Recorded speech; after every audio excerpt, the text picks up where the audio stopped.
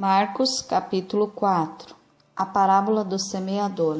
Voltou Jesus a ensinar à beira-mar e reuniu-se numerosa multidão a ele, de modo que entrou num barco, onde se assentou, afastando-se da praia, e todo o povo estava à beira-mar na praia. Assim lhes ensinava muitas coisas, por parábolas, no decorrer do seu doutrinamento. Ouvi, eis que saiu o semeador a semear, e ao semear uma parte, caiu à beira do caminho, e vieram as aves e a comeram. Outra caiu em solo rochoso, onde a terra era pouco, e logo nasceu, visto não ser profunda a terra, saindo porém o sol, a queimou, e porque não tinha raiz, secou-se. Outra parte caiu entre os espinhos, e cresceram e a sufocaram, e não deu fruto. Outra, enfim, caiu em boa terra e deu frutos, que vingou e cresceu, produzindo a 30, a 60 e a 100 por um. E acrescentou: quem tem ouvidos para ouvir, ouça.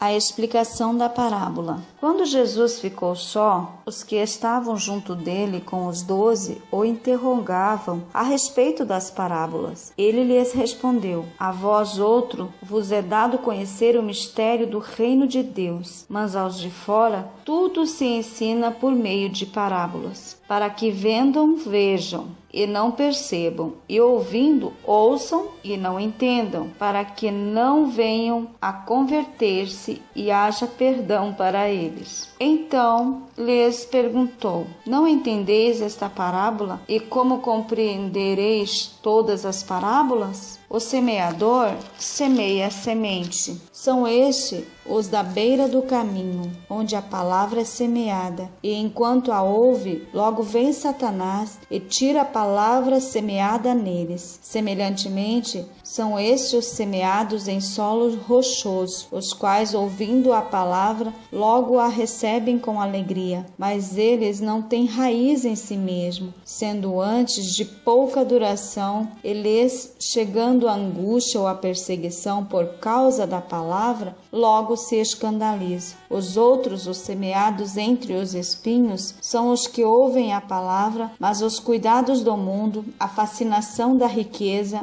e as demais ambições, concorrendo, sufocam a palavra, ficando ela infrutífera. Os que foram semeados em boa terra são aqueles que ouvem a palavra e a recebem, frutificando a 30, a 60 e a 100 por um. A parábola da candeia. Também lhes disse: vem porventura a candeia para ser posta debaixo do alqueire ou da cama? Não vem antes para ser colocada no velador?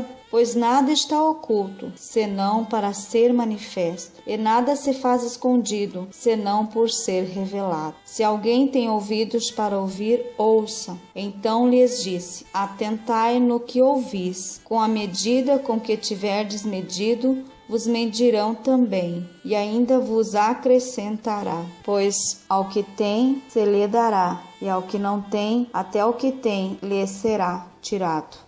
A parábola da semente. Disse-lhe ainda: o reino de Deus é assim, como se um homem lançasse a semente à terra, depois dormisse e se levantasse, e de noite e de dia, e a semente germinasse e crescesse, não sabendo ele como. A terra por si mesmo frutifica, primeiro a erva, depois a espiga, e por fim o grão cheio na espiga. E quando o fruto já está maduro, logo se lhe mete a foice, porque é chegado a ceifa. A parábola do grão de mostarda. Disse mais: a que assemelharemos o reino de Deus? Ou com que parábola o apresentaremos? É como um grão de mostarda, que quando semeado é a menor de todas as sementes da terra. Mas uma vez semeada, cresce e se torna maior do que todas as hortaliças e deita grandes ramos a ponto de as aves do céu poderem aninhar-se à sua sombra. Porque Jesus falou por parábolas?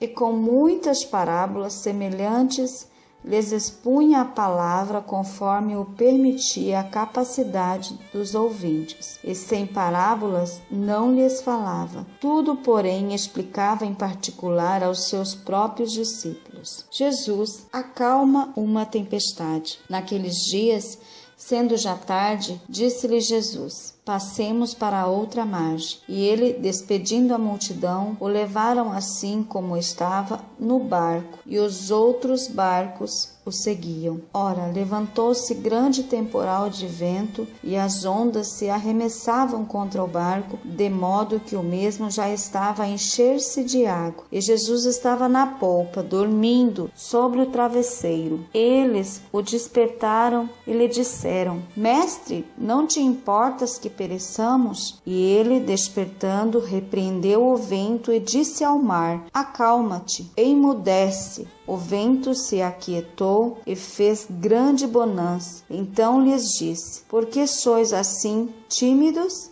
Como é que não tendes fé? E eles, possuídos de grande temor, diziam uns aos outros: quem é este que até o vento e o mar lhe obedecem?